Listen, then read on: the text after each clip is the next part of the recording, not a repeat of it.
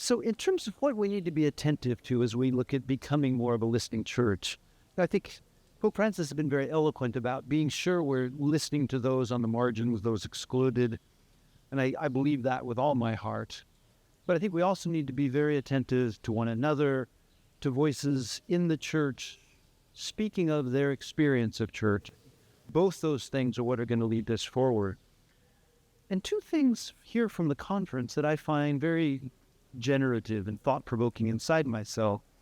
We just heard someone call us not to being a listening church, that's the first step, that the call is to become a conversing church, a church in dialogue with one another. That has me thinking, and I think it ought to have all of us thinking. The second thing that I heard loud and clear is that we don't ask ourselves to become a more listening church, like listening is the goal. For Pope Francis, listening is to help us become better at forming missionary disciples who are then going to be better at carrying the joy of the gospel into the world. That's the kind of core of Pope Francis's papacy and his teaching.